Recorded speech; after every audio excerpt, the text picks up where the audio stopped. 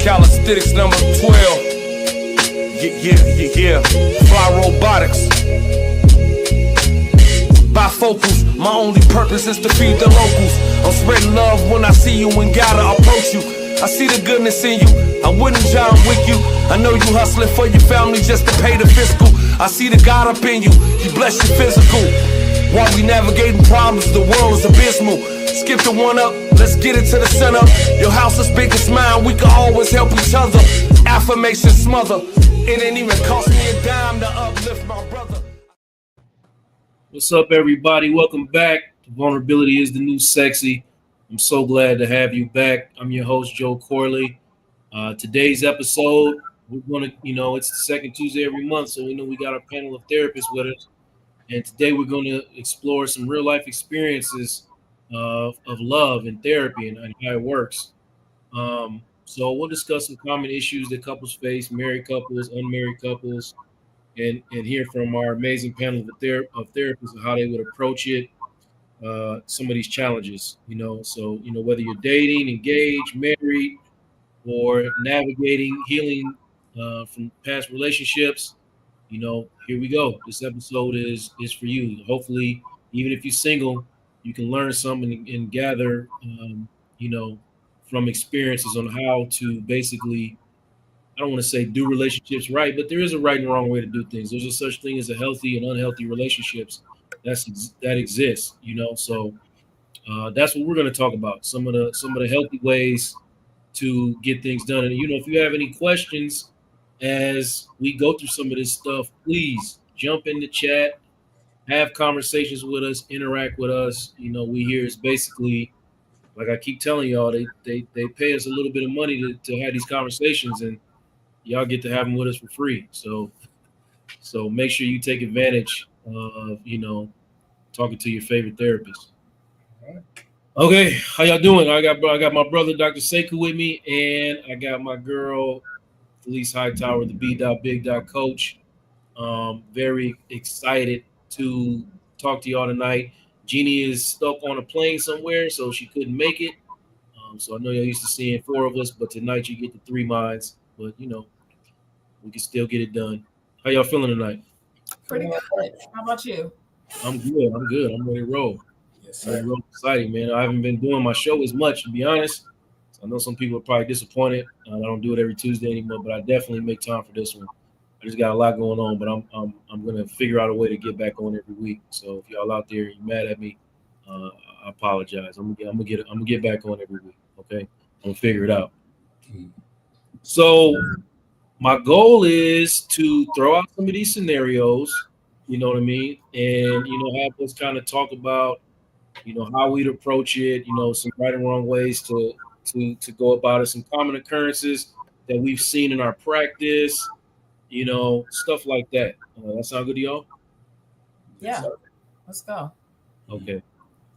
So I'm gonna put a question in the chat, and we're gonna go from there. So the first scenario is, let me get that up. First scenario is going to be around communication styles. So let me get the question up. Sorry. Producing myself today. It's going to be around communication styles. So here it goes. I'll put it in the chat.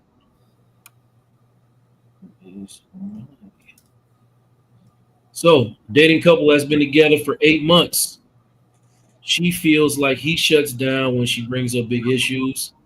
He says she nags too much and he just wants peace. They love each other, but they argue weekly. Say something if you have say something out there in the chat if you have this experience as we talk about it. Please add to it if you want to add to it. But that's the scenario we're gonna start with. And my first question is gonna go to you, Felice. How do you approach communication breakdowns in dating couples? Do you see dating couples or you see married couples? I see a few dating couples, and I think that's very encouraging when they're dating and they seek out therapy. That I think that's a big sign of maturity, especially when they both agree and no one has to be coerced or, you know, nagged into coming. So I think that's a great sign for dating couples. I do believe that arguing is not necessarily a bad thing. I think that it means that the couple still likes one another and really wants to get to the bottom of something. I think silence is the deafening red flag for couples when they get quiet. So I think arguing is not necessarily a bad thing. You just have to argue healthy. You have to be able to get through conflict in a way that you hear your partner and listen for understanding. So I just think it takes really good active listening. I think it takes good summarization and checking in to see whether or not what they heard was accurate and get closer and drill down until the person feels like they've been heard and understood. Go deeper into some of those things you said because everybody don't know that therapy when they're talking. What is active listening? What is summarization? So active listening is listening without thinking about how you're going to respond.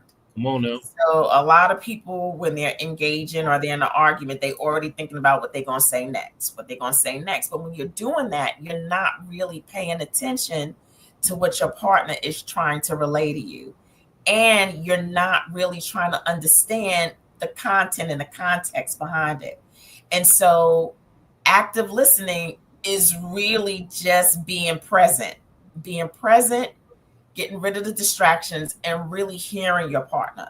The summarization is you saying, well, I think I heard you say this, right? Because when you know that you're going to try to summarize what you think you heard, you have to listen.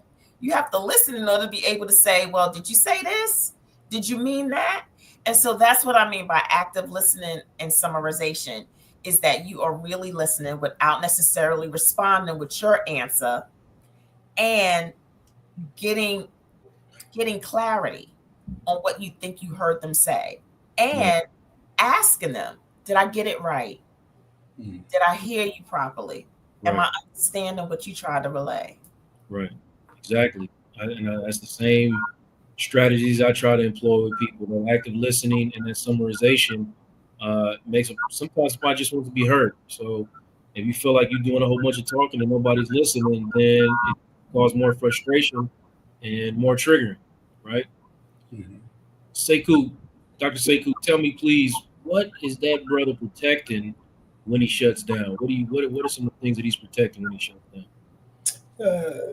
Some of the things he may be protecting when he shuts down is his emotions to express himself in a way that may not be well received. He might express himself with frustration or anger, or it's just safer for the gentleman might not express himself because it's just safer not to go there and respond to whatever she brings up because, hey, I think I know how this is going to go because we've been at this for X amount of time and, you have these questions and then I get to explaining, then it becomes more questions. So he may not want to be as vulnerable or he just might want to protect his emotions from going too far left. And he just may not know how to handle it. But there could be a lot of different factors. But I would say that would probably be the top two or couple of things that I would usually sense and detect. 100% agree. That vulnerability is scary for a lot of men, honestly, and they won't label it as scary, right? They'll label it as something else. But honestly, they just don't want to get into their own feelings and go where them feelings might take them. I mean, you see that a lot. I see that a lot. I'm sure you see that a lot too. Can it also be that they don't have language? Like a lot of times with guys, they don't have the words to truly articulate what it is they're feeling. And so instead of doing the work to get the language, they just kind of retreat and they don't know what it is. They know that they're angry. They know that they're frustrated, but they've been down that road over and over again. And a lot of times the anger is just the expression, which they're also trying to avoid, but there's something beneath it, but they don't have the language. And so one of the things that I try and tell my clients to do is to Google emotional charts. that are exhaustive, that just don't have like 10 emotions, and start practicing sharing emotions so that they build a language in which they can articulate and not have to shut down, where they can kind of open up because they now have words. And those words really are aligned with what they're truly feeling. And so that way they can stop being misunderstood and really voice their truths with more articulate words. Yeah, no, you're right. Sometimes it is just about having limited amount of feeling words to describe what they're going to. So they get tired of saying, "Oh, I'm just mad," or "I'm just annoyed," or "I just don't feel like it." When it's really, I'm sad, I'm feeling overlooked. All the words, because there's a ton of words that describe feelings, and you more than likely can find one that that expands what you're trying to explain, right? So you're sometimes it's just about not having the language to have those conversations 100%. But at least while you're rolling, what do you think that woman is in this scenario trying to trying what she's really needing when she brings up the same issue repeatedly, and it may look like nagging, but like what do you think she's needing or trying to get to? And so, ladies, one of the things too is that we have to find language too, because a lot of the things that we accuse our partners of, we don't have either. Women are saying the same words over and over again and feeling misunderstood and not heard as well. And they believe that nagging or whining is the way, and it's not. And I mean, that's even biblical. Like you look in Proverbs, and God's got so many different ways of how to annoy a man with your nagging. It don't make no sense. So like nagging doesn't help, but it's also still a good sign, because as long as that woman is attempting to nag, she's still in the game. And so it's when she stops nagging, that's a bad day. That's a red flag. But also, I believe that women don't have the proper language. They too have to get the chart and figure out how to articulate what it is they're really feeling and find ways to describe it and share it in a way where they can be heard. And we also sometimes need to change our frequency, right? Like we come at the man the same way. So what happens, he hears the wah, wah, wah, like, so it's not even that he's not hearing you. He can't pick up on your frequency anymore. And so you've got to change the tone. You've got to change the volume. You've got to change the atmosphere in which you need to be able to be heard. And you also have to create an environment that feels welcoming and safe for your partner to be able to hear you.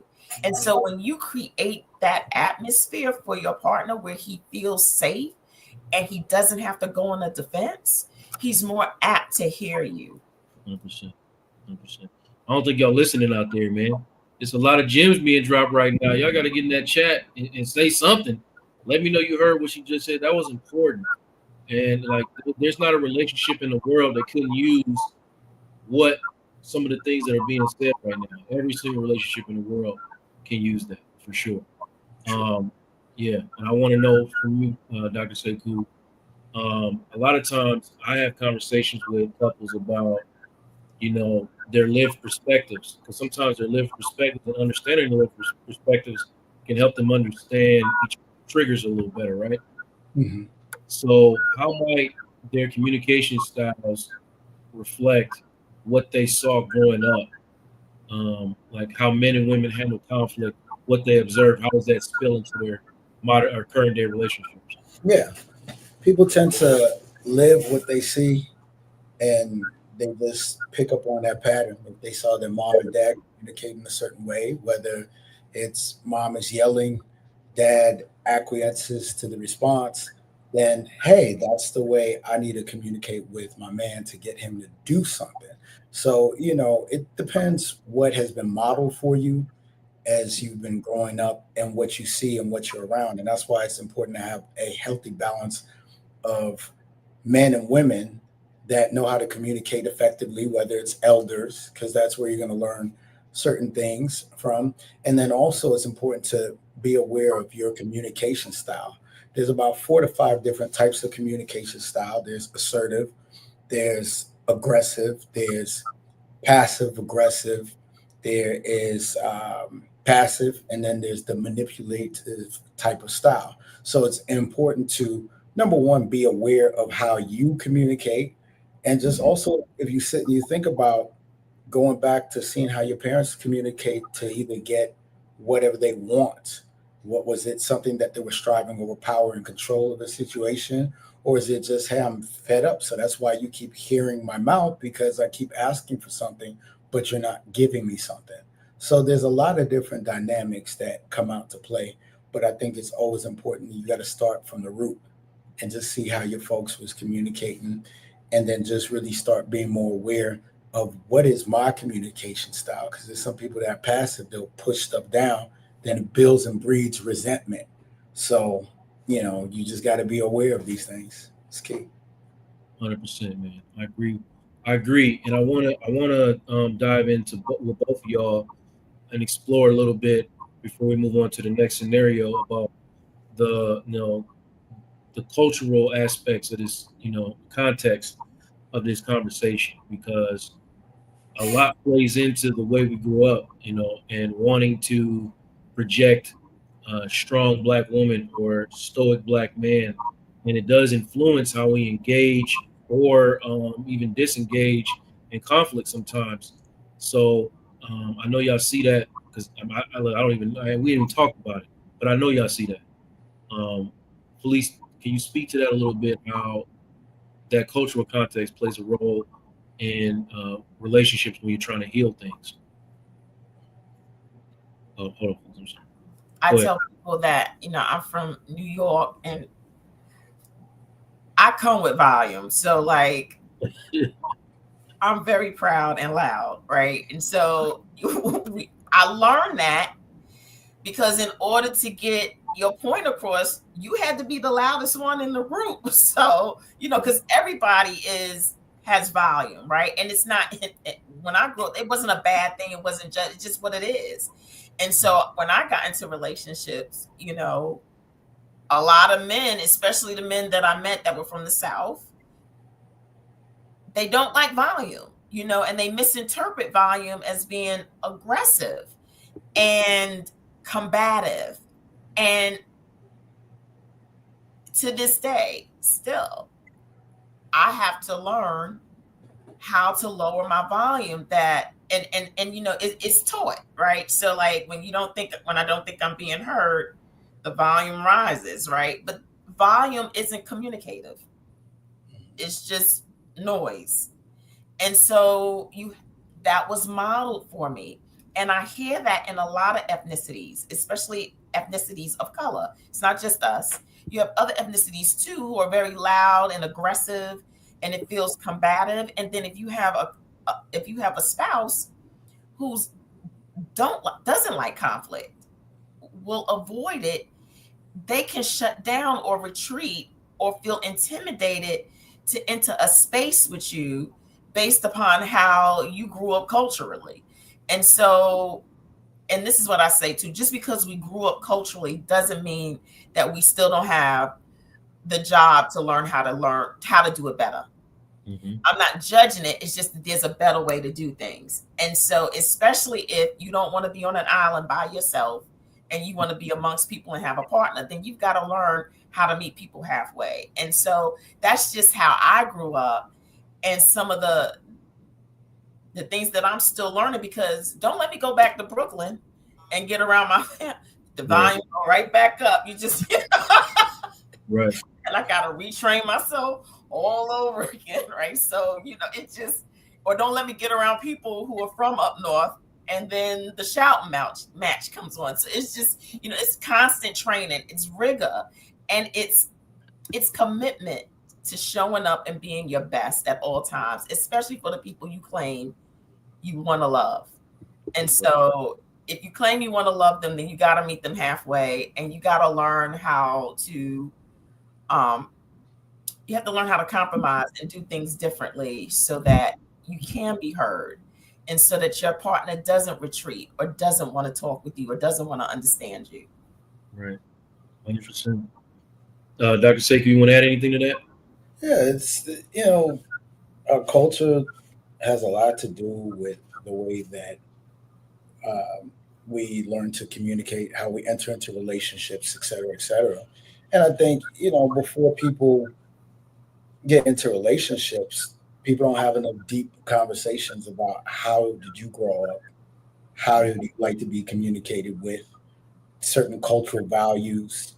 There's layers to people because you can look at somebody and never really realize their cultural context or their background. Just because they speak English, they may come from another country, or just because they're black, there's all kind of different type of black people, Hispanic people, et cetera, et cetera. So I just think it's just important that more conversations are had around how you communicate and what did you see and what did you learn.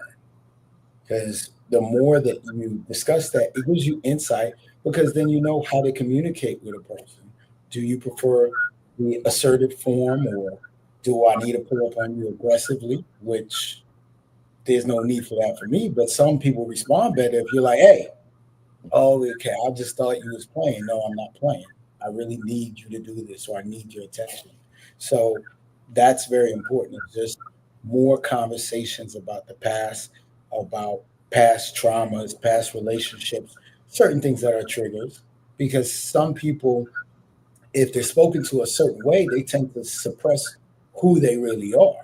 Because some people, hey, I grew up seeing my parents yell, and that takes me right back to that place. So if you yell at me, I'm going to retreat and get small because I don't want any problems. I don't want anything to remind me of being 5 years old or nine, seeing my mom and dad fighting or whatever the case might be. So, Yeah. No, no, it's important. It's important to break down those triggers um, more deeply. You know what I mean? Because a lot of people are having conflict over stuff and they don't even understand each other's triggers. Like given a scenario, like for instance, you got a wife who is calling her husband repeatedly, right? He don't answer the phone for whatever reason. She gets anxious, she gets irritated because she has abandonment issues that stem back from her childhood. So by the time he does call back after we've been working or doing something, having a valid reason for not answering the phone, she just starts going crazy and attacking him. Now, him not understanding her triggers to say, "Hey, I understand," blah, blah, blah.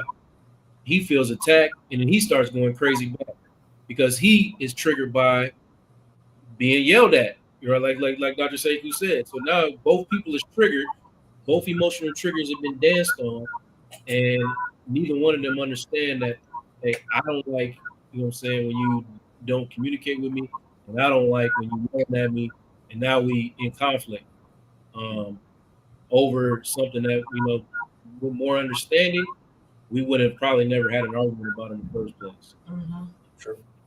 That's how you know emotional triggers kind of take away from relationships, and you're doing that repeatedly, and creating this emotional distance. You're not coming back together to have the conversations that you would possibly probably have in therapy to reconnect and understand each other's triggers and know, look, I have to handle this. When I see my woman getting anxious and going crazy like that, I'm knowing that I have to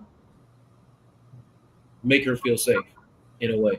Or when I'm seeing my man getting irritated and shutting down, I have to know that he doesn't really like it when I attack him like that or feel attacked. He doesn't like to be criticized, and so he shuts down and he avoids conversation and becomes defensive.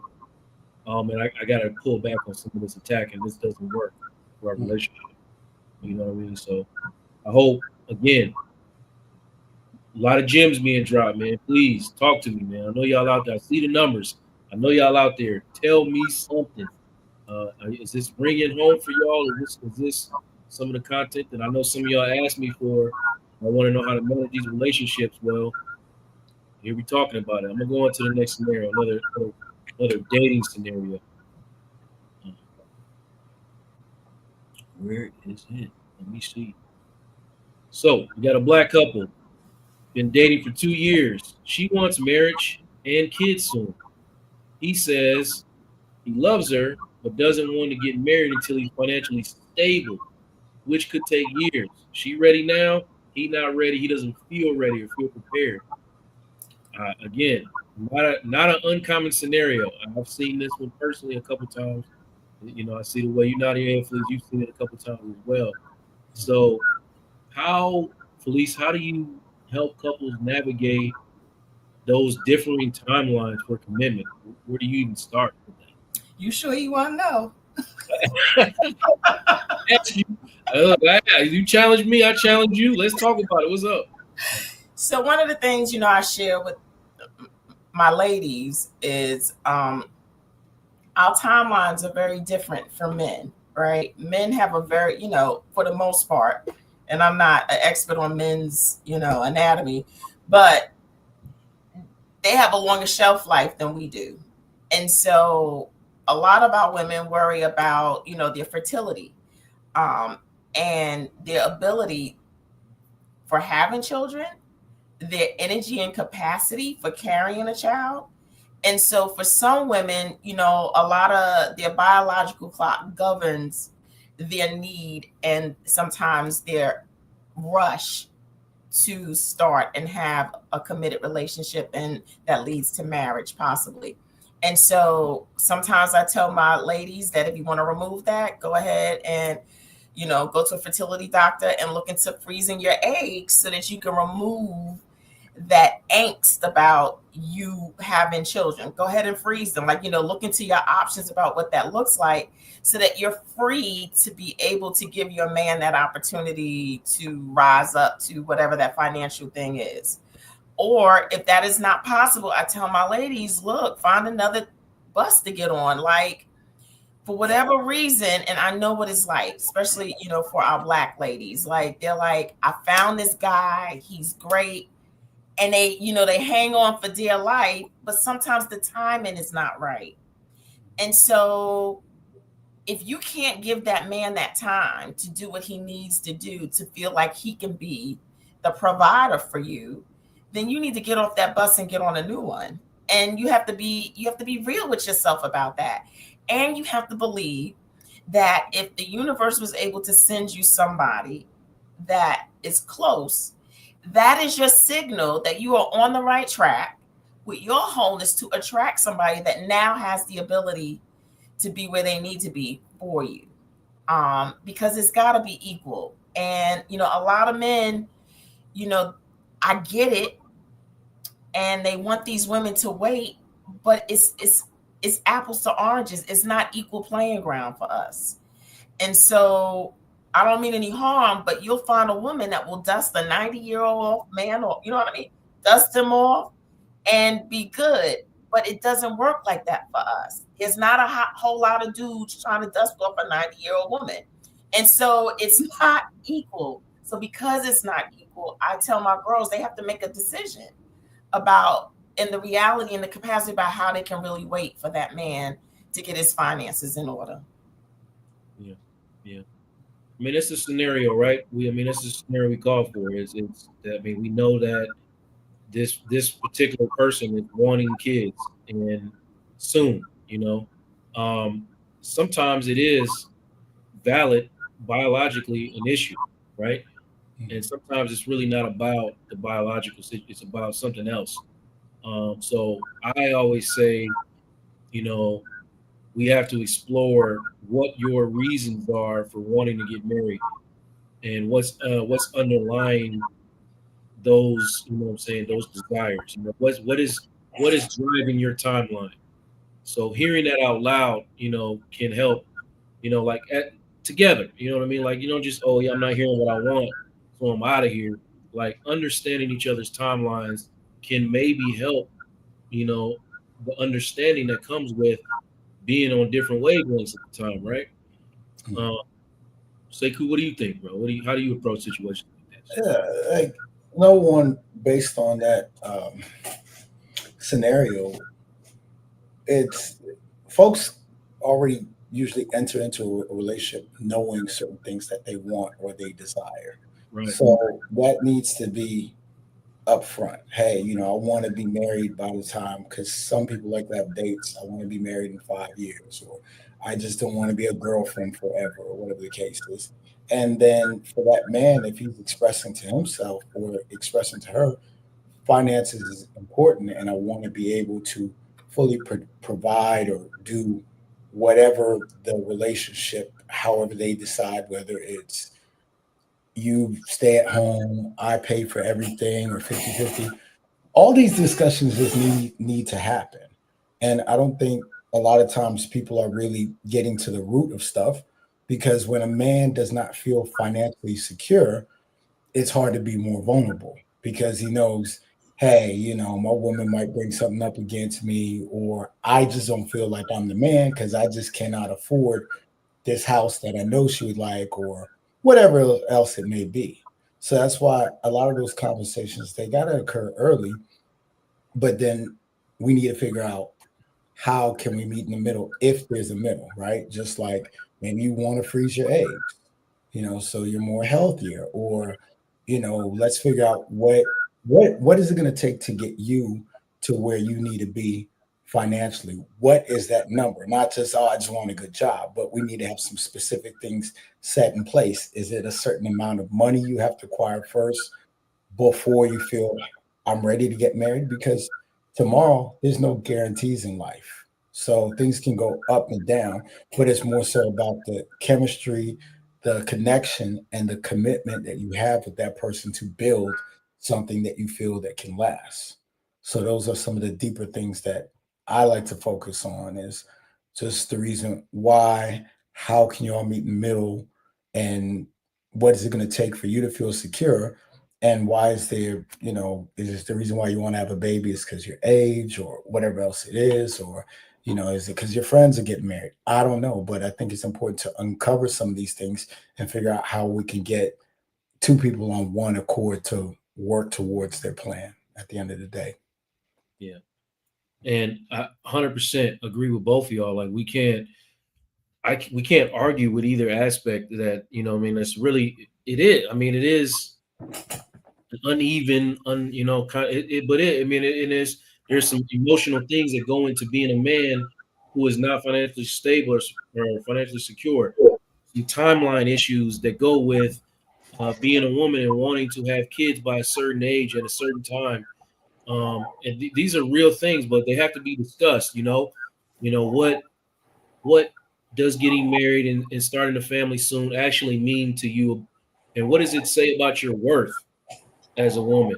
What does being financially stable before marriage mean to you, and your role as like a husband and a father? Like, are you tying your worth to your ability to provide for your family?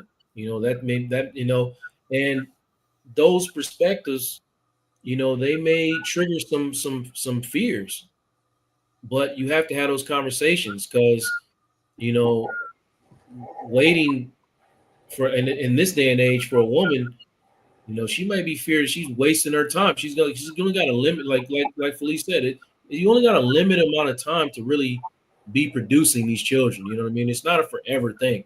You can't do it forever, right? And So it's not easy. Like, it's not as easy as it said. And I don't know what it is about this day and age that we're in, but more and more Black women are having fertility issues than ever before.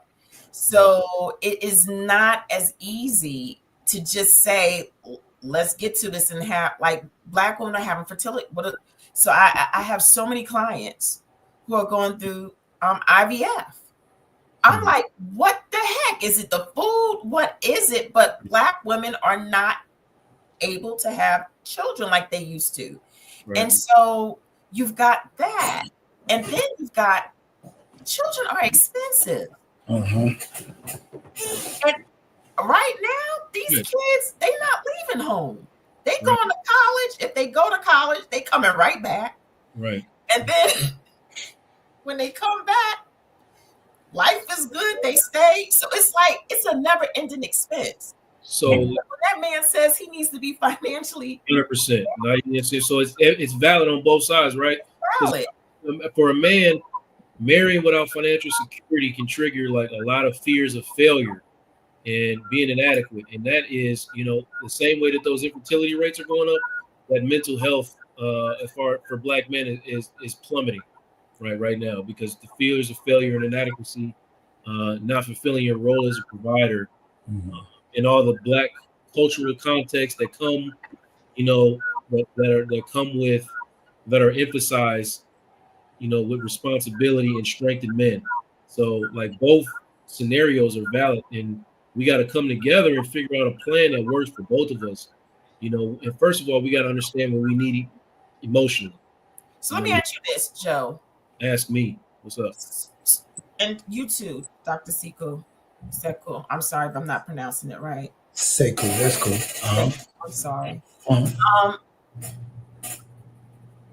should they even, if you're not ready, should you be in a relationship? Like, why not just get your act together and then come into the relationship? So like, because sometimes I think it's kind of selfish, like, for that you're not ready, that you're not ready to commit. So, just have a good time and do your thing until you're there. Because one of the things that I share with my women too is that he has the potential to do all these things, but you may not be potential. And so I believe in being equally yoked, of course, all the gamuts, right? And so if you're not potential, but he is, what can that look like? That could take years before you actually, and then you've got to see him doing and creating a plan for this financial stability that he's looking for. So, do you really believe that a man should be entering or engaging in a possibly committed relationship if he doesn't believe he's ready? Not at all. I feel that you got to take care of what you got to do as a man. And then you can't help if you meet someone, and I get that part. We all meet somebody, and oh, wow, I wasn't looking for anything. Now it turns out to be this. But you have to be focused on your purpose, and that needs to be a priority. So if your priority was getting out of debt, or I want to buy a house first, or I want to pay off this or pay off that, all of those things need to be expressed, but you need to stay on your path. I feel you have to be mature enough to have those types of conversations. And some people don't want to have those conversations. Some people are not realistic about having those conversations. So they just kind of skate over things. And then the emotions takes over. Now you're knee deep in love and you still trying to figure stuff out. When you should really just try to get as much stuff taken care of on your own. Then you join forces with someone, then you're much more powerful together because you took the time to do the work. You took the time to take care of your finances, et cetera, et cetera. And now we're just talking about planning out the rest of our lives together. Yeah, I feel like this perspectives change with lived experience, right? I might go into a situation not knowing that that is who I want to be as a man. I want to be a provider. I want to be a husband. I want to be a father. I never even really thought about it that way because I've never met a woman that made me even consider those perspectives and want to be good enough for that. So I might not even know in the beginning of a relationship. I'm just looking for companionship, and because there are women out there who don't want to be married, who don't want to have kids. You know what I mean? So some of those conversations don't come up. In this scenario that we talked about, they've been dating for 2 years. How long have you known that you wanted to be a wife and a mother?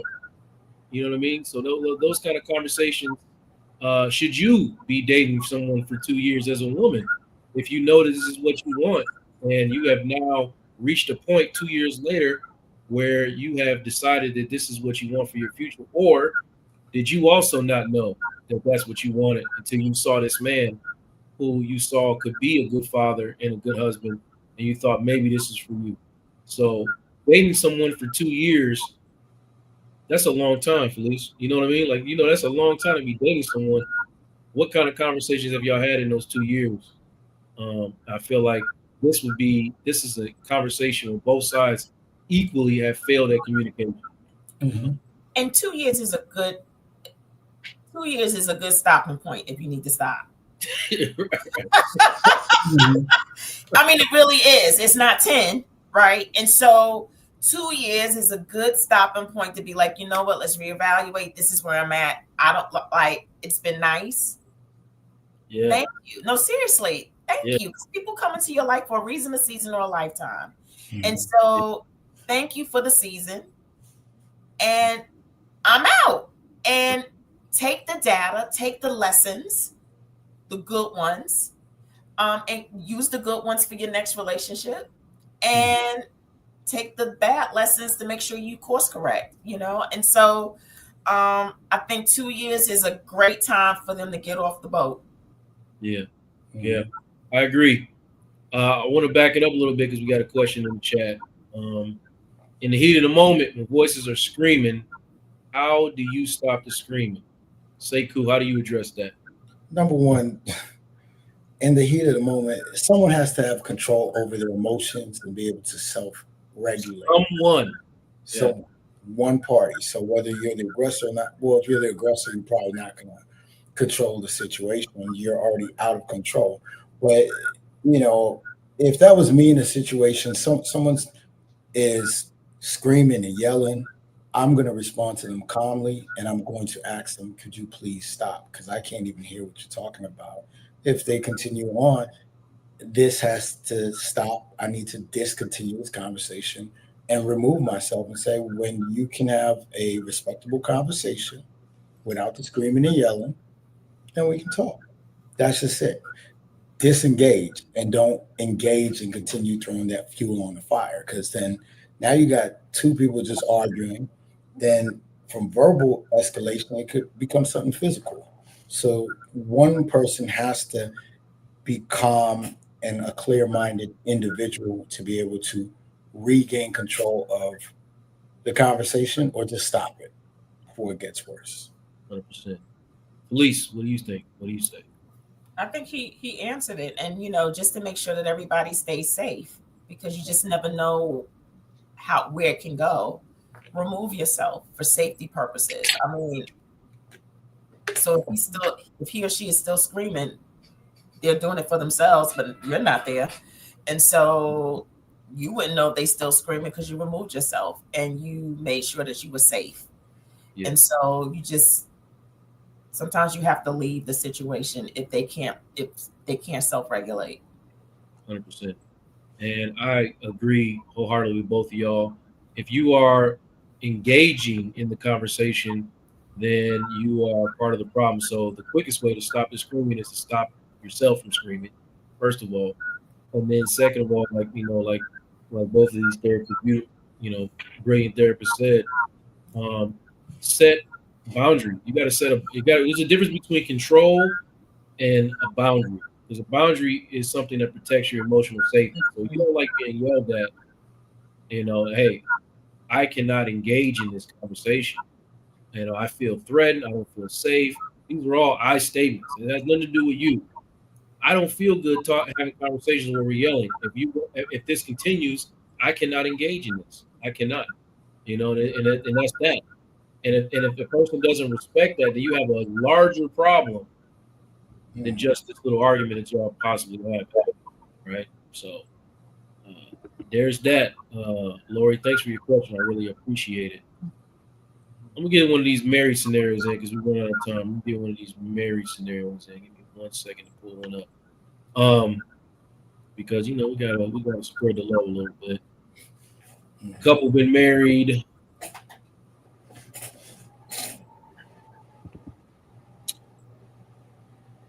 Let me. Black couple been married 10 years. Uh, has been together 10 years. I hope that means they've been married 10 years. I don't know what that means. Wife discovers a husband has been texting another woman daily about work stress and personal feelings. He say it's just a friend, but she overreacts. She overreacts and she feels betrayed. This is a conversation about emotional affairs, right? Because sometimes them affairs ain't always physical. So, Felice, give me some definitions of emotional infidelity. How does that look like? What does that look like? So it's when lines are crossed, right? And right now, people are so much more open and free in their relationship. So once again, communication is key. When you're in a relationship, you have to define what's a line that shouldn't be crossed. Some people are okay with their husbands having friends of the opposite sex, and that's nothing to them. And in fact, they're like, have at it, like free me up from having to talk to him. You know what I mean? So it depends. Yeah. It depends. You got to make sure like y'all have those talks. But if that's a line, you've got to create boundaries in your relationship. And what does that look like? So your boundaries have to be based upon your values. One of my values is respect. Now, you ain't got to like me or love me, but you do have to respect me. And so what does respect need to look like for me? So whatever it is you wouldn't want done to you, don't do it to me. And so how do you honor your partner in a way that says that I'm faithful and I'm loyal and that you're the person that I want to come to? And so there's just these lines that don't need to be crossed. And y'all need to talk about those lines and those boundaries. And what does that mean? That means that if there's something that you're going through, I'm the one you talk to, or we get a therapist. You do not talk to another woman. And depending upon where you are in your, talk to another male if it's in a homosexual type of relationship or partnership. Like, you can't cross those boundaries, and so you need to communicate that up front, and you need to honor that with your because emotional betrayal can be a little bit more tricky than physical. Especially for men, when it's the woman who is doing the texting with another man, because men know that we're emotional creatures. And so for us to engage with another man outside of our husband or partner, that's deep. You are inadequate. It says straight to you're inadequate as a man. Right. That is really deep. And she's connected with them. It's almost spiritual. And she's probably on her way out, because that's something that a woman really desires from their men, is that emotional connection. And that's why it's betrayal to the wife too, because she wants to be that for her mate. And so when she sees that man reaching out to another woman who was able to pull that out of her man, that is straight up betrayal. And so emotional infidelity is way more hurtful and stinging to me than the physical. Dr. Sekou, like, how do you begin to even approach therapeutically, approach a solution? Or we've decided, hey, I feel betrayed. I ain't going nowhere. We ain't going nowhere. Nobody going nowhere. We staying together. How do you approach it from a therapeutic standpoint? Number one, I think it'd be important to understand from that man's point of view is why or what is it about this person or that coworker? Why do you just talk to them so freely about that? Yeah. And then also for that woman to take an inventory as well too, because I look at both sides of it. Is she emotionally available and supportive for him when he comes home to talk about stuff, or is it like, here you go again complaining about your job, or toughen up? There's a lot of other dynamics. And then I know at work, some people have a work husband and a work wife. Context is very important. So number one, I want to understand the context and why certain things are going on. And if it's just generally work, y'all vent about it, it's going to give the wife a better understanding of what's going on. It may not make her feel pleased, but she would understand, well, I don't want to hear about your job, so that's why you did it. But how are we going to fix it? Well, this is what I need from you. And then that's when we open it up to discuss what are the needs. I need a spouse that will listen to me and make time for me to talk about if I've had a hard day. But when someone else makes things a lot more comfortable and easier, people tend to do what's easy, what comes natural. It's coming to me easy, so she's an easy person to talk to. So I talk to her. I'm not saying it's right, but I would want to understand the context behind how things got to this point and to this level. Yeah. And can I add to that too? Because that's really great. Thank you for providing that. But one of the things too, like with this scenario, yes, the coworker is easy to talk to. They at work with you in the trenches, like you know what I mean? She not washing your clothes. She not having to make your meals. Heck, she not having to sleep with you. You know, so it is easy. And so you got to put all the context in it. Because a lot of times we slip into these modes thinking that, oh my gosh, she's so easy. Yeah, and then you try and date her. Then it's another situation. Totally different situation. And guess what? You're going to be back home with that wife who was like, go ahead and talk to her now. You know what I mean? So it's like, you got to just really keep it real. It is easier to talk to somebody at work than it is at home because y'all got a different, totally dynamic, which is more involved in why the interaction is not happening between the husband and the wife. And so for the fellas out there, just so that you don't get it twisted, yes, the work wife is easy because she don't have none of the gigs that your wife have. So it's true. It's true. So I don't want you to think that you can go and skip on over there. Vice versa for the women, right? Vice versa for the women, right? Like, you know, because we get to work husbands too. You know what I mean? They both do it. You know what I mean? And it's like it's easier to do that than addressing those relationship gaps that y'all got sometimes. Right? Like I don't have to put up with, you know what I'm saying, none of that other stuff that comes with being your husband or being your wife. I don't have to deal with all of that on top of, you know, yeah, you're a great guy. You're a great woman. You're easy to talk to. But if it's all I got to do is talk to you, that's much easier than the rest of the work that goes into like trying to make a relationship work. Yeah. You know, it's difficult to address those gaps, man. Like it's a lot of hard work to really, you know, become aware of, you know, your partner's stress without taking it personal. You know, or, you know, asking or looking for validation, you know, as, oh yeah, you're a good man or you're a good woman when you haven't, you know, cooked dinner in a month. And she brings dinner, she brings lunch every day for you or something. I mean, work wife break you off a little piece of that Lunchable every single time. Every single time she's stacking the cracker, the cheese, and the meat and handing it to you like, dang, this woman take care of me. You know what I mean? Like, you know, so yeah, I mean, so it's about like taking accountability, first of all, without being defensive for the ways that you're not showing up, but also asking for time to talk about yourself without having to defend yourself as a man, like as a man and a woman. You gotta, I need a moment to talk without feeling like I have to defend myself, without hearing the finger pointing back at me. Give me those moments.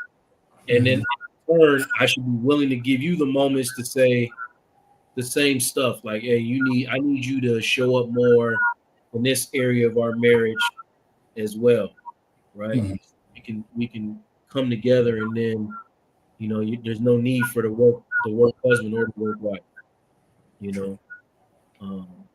So yeah, I mean that's kind of where we go. We're gonna wind it down. Like, what are y'all?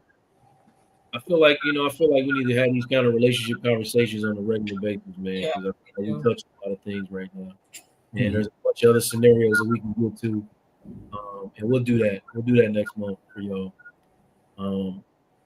Those were good, Joe. Those were good scenarios. Appreciate it, because I came up with those from real life experiences, and like I want y'all to do the same. You know what I mean? Like, they come with these real life experiences that come about in y'all daily routines as therapists, because people be afraid to go in them therapy rooms because they don't want to find out what's wrong with them. They want to go in there and do all the finger pointing, right? But they don't want to go in there and find out what am I doing wrong. That's why they don't go. And they become all the other. That's why they don't go. You know, as couples, I don't want to go in here and find out, you know, that I ain't doing this right, that I'm not a good woman or I'm not a good man. I don't want to find that out. Yeah. So until they get in them therapy rooms, we gonna keep hitting them with this free therapy that y'all taking advantage of, and y'all going to try to conduct y'all little conversations based off what we done told y'all tonight, and it ain't gonna work because you're just gonna start arguing. But hopefully it goes a little further this time than it would have had you not listened to us. But ultimately, get in with a professional, man. Get in with a professional and help because a little bit of communication clear up can go a long, it can add years to y'all's situations. You know what I mean? It can add forever to y'all situation, honestly. Yeah, some of y'all leaving and separating from good people because you don't know how to talk. Yep. Or you just And not you find out 20 years later, like, had I just, and it's so much you pay dearly on the back end when you just put the work up on the front end. You do the work on the front end, you're gonna be good on the back end. It's just so much more expensive on the back end when you don't do the work. And it's just a little bit of language. And just get out of your head. Whatever's in your head, speak it. Let somebody know what you're thinking, what you're feeling, and educate where you are so that person doesn't have to assume. It's in that assumption realm that people create these fantasies that are inaccurate, way off course, and just a beeline towards divorce when all you had to do was say what you was thinking and stop the assumption and the fantasies. And you can save marriages. That's self-sabotage. Self-sabotage too, yes. And it's okay. It's okay if you find out about the work you need to do. It is not a signal that you're not a bad person. And that's why therapy is so important, because the judgment ends in that set. Like, we're not there to judge you. How can I judge you, right? Only way I'm gonna judge you is you don't pay me. But after that, it's no judgment.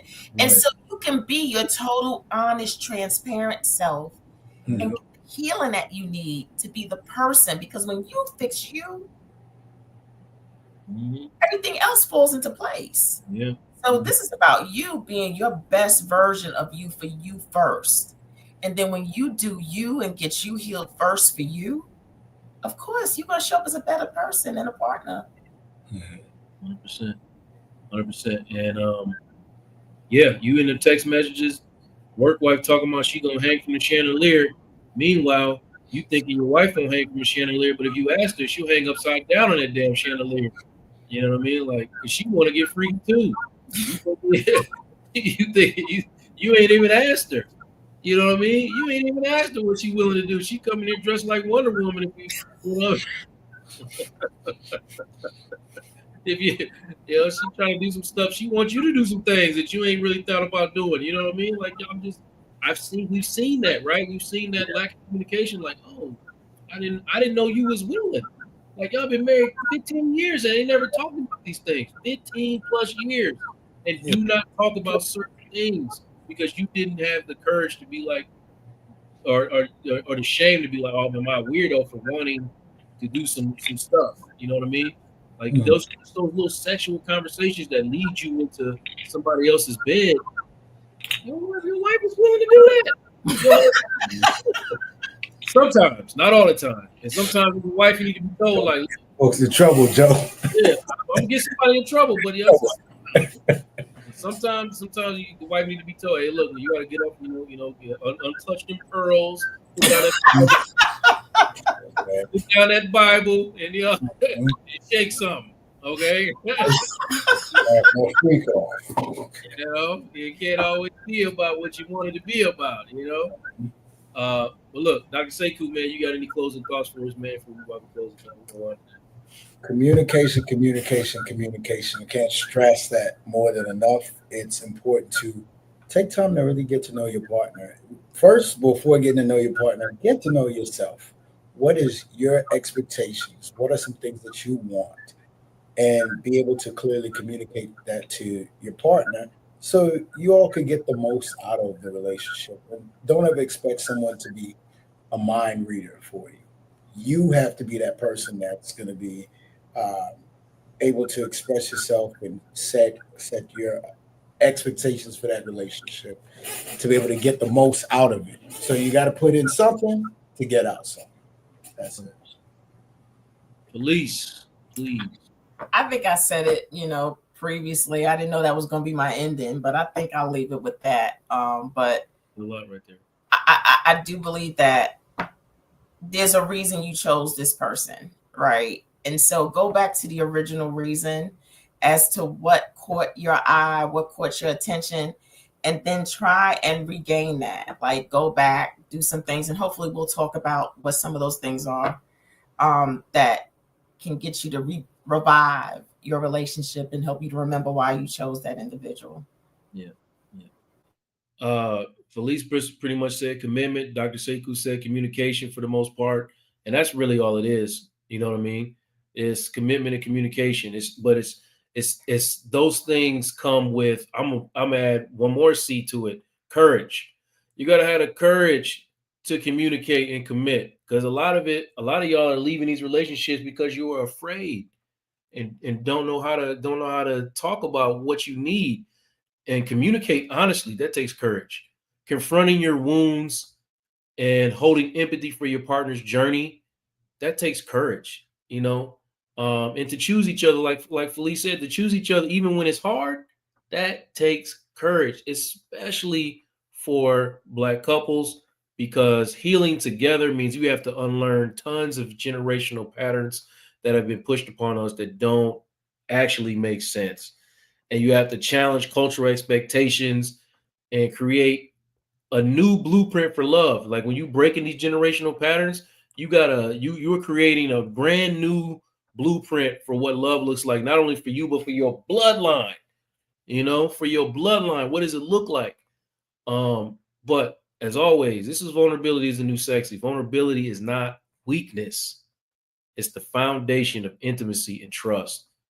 And remember that, vulnerability is in fact, somebody said, is it? When I told them that earlier today, that's my name of my podcast. Is it? Yeah, it is. Vulnerability is the new sexy, straight up and down. It's the foundation of intimacy and trust. And, if the more vulnerable you get, the more empathetic you get, and, the less, scared. And that's where your courage is going to come from.